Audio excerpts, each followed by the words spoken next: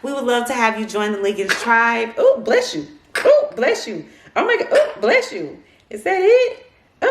Oh, bless you. Oh my goodness. About to leave, already packing. Come with me, I'm not really asking. We'll get away to a place where we don't know. About to see the world in action, what we can be, life with no distractions. We'll get away, this is what we waited for. Take my hand, we'll make it somehow. We can't miss out. I'm done living life with the lights out. Die with my own doubts.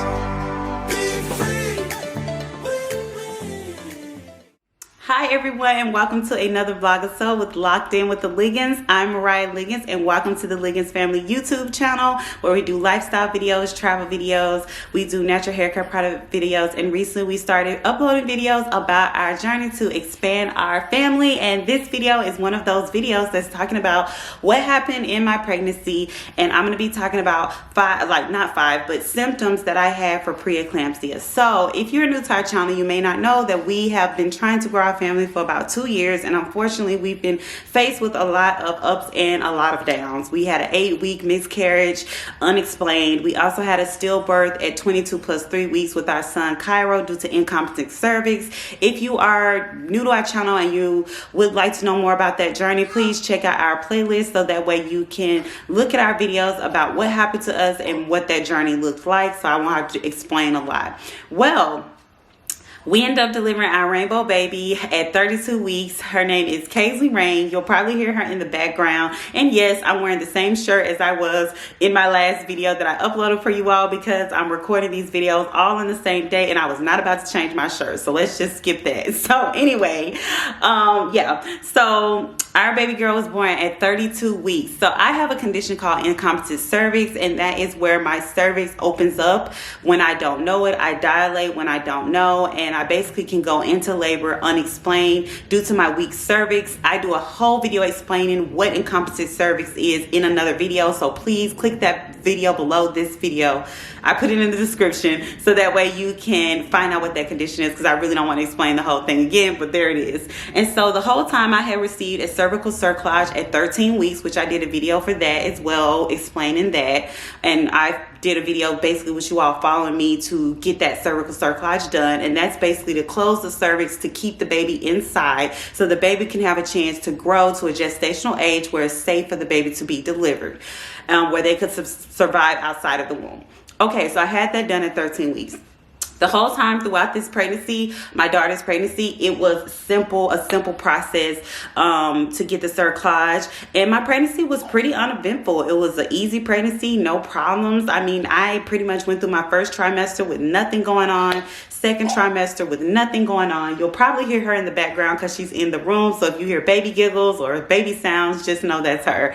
But anyway, yeah, so it was a pretty normal pregnancy for the first and second trimester. Now, our big fears going into this pregnancy, honestly, was that we had a miscarriage in the first trimester before, so we were terrified. We were scared again. I experienced some bleeding in the first trimester, pretty light, but experienced some bleeding, and I ended up going to the emergency room, and they basically just told me it was normal pregnancy bleeding, but it was still scary for us after going through an early miscarriage. You're terrified that, oh my gosh, here's another miscarriage.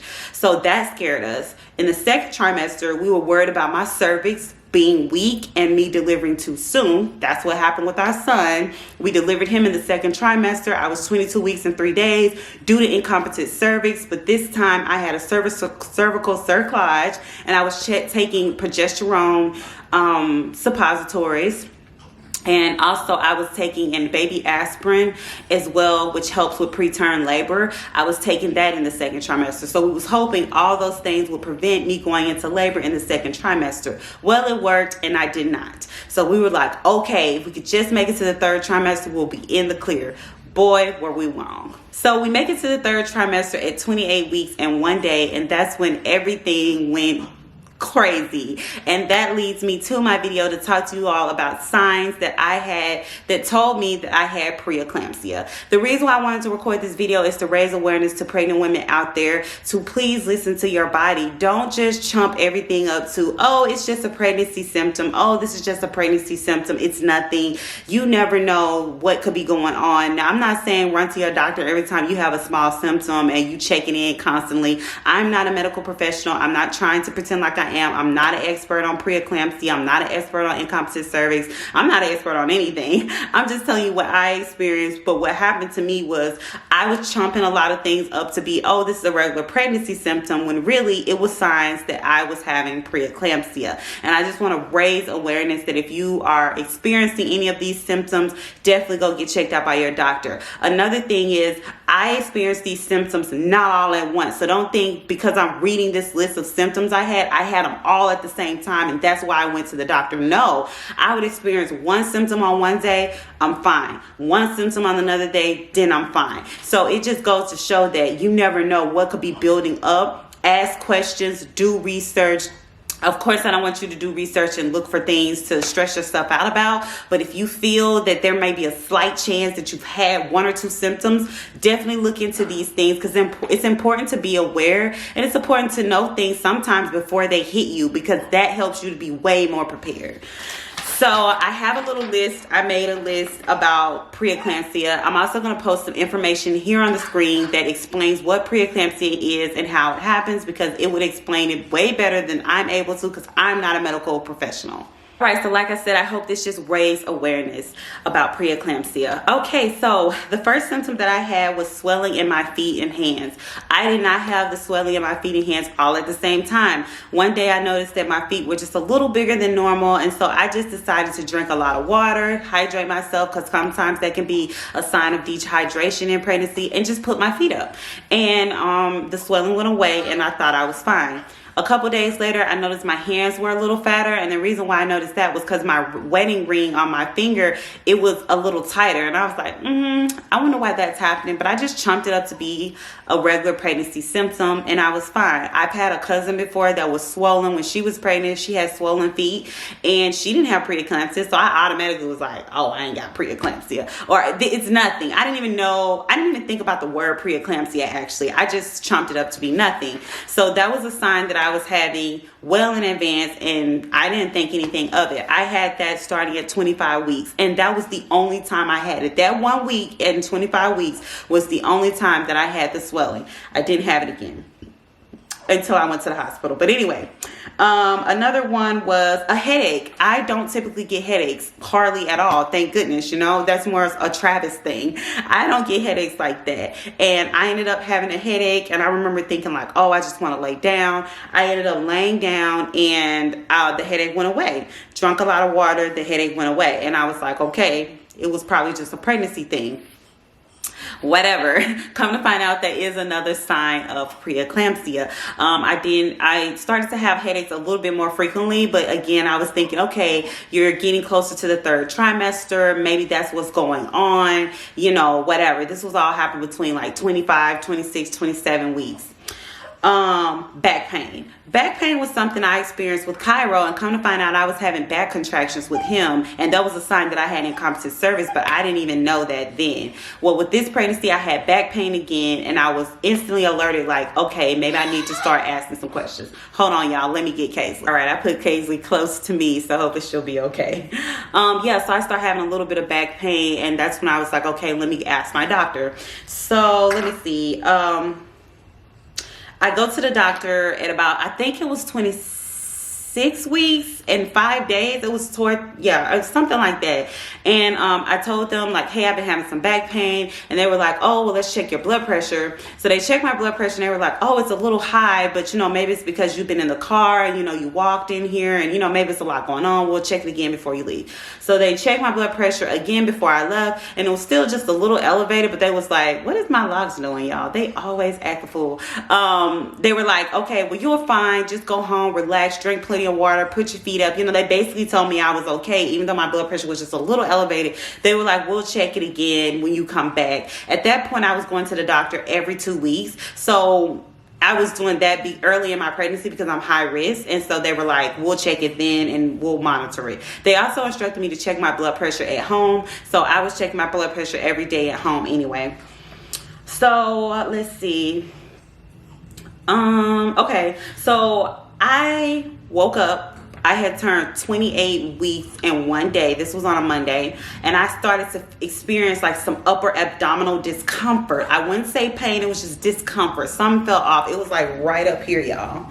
Like, so right at the top of my stomach, I start feeling something like right up here, all across there. And so I was like, what's going on? So this girl on YouTube that I follow, her name is Cara Jane. I will link her channel below this video. She uploaded a video about preeclampsia.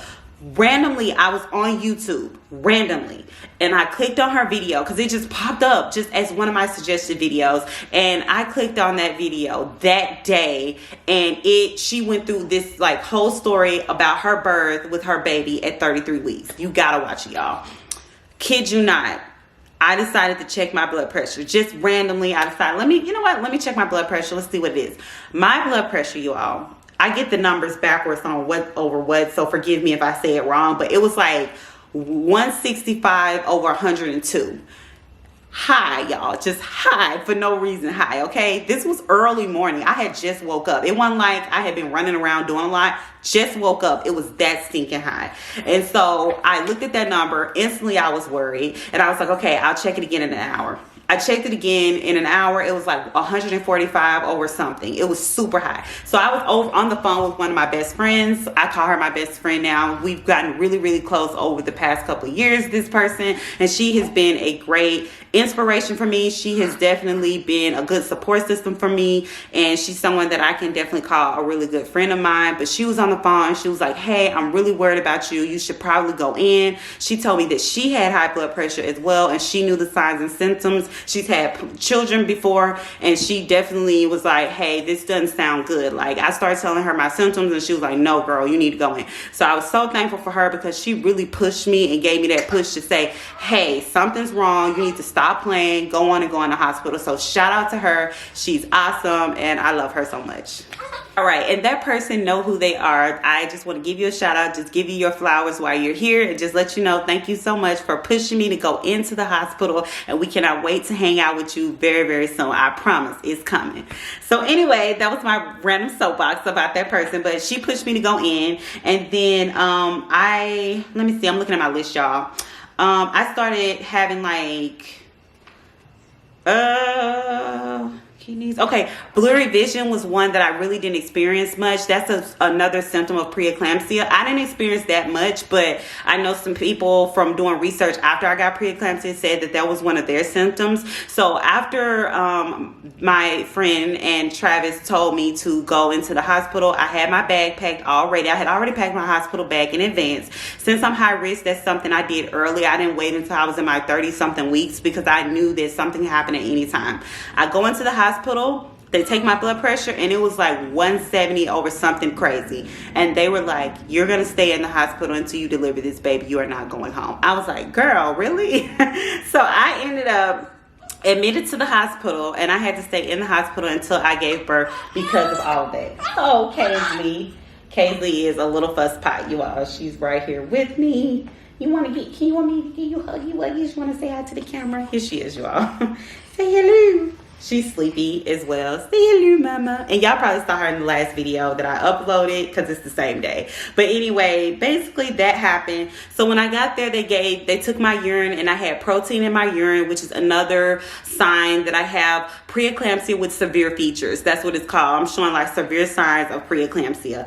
Also, I had it was affecting my kidneys. So the preeclampsia, my blood pressure was affecting my kidneys and also affecting my liver. Sorry, y'all, my foot went to sleep and I'm sitting on the floor. Yeah, it was affecting my liver. Like, my platelets were elevated. That's what they were saying, whatever that means.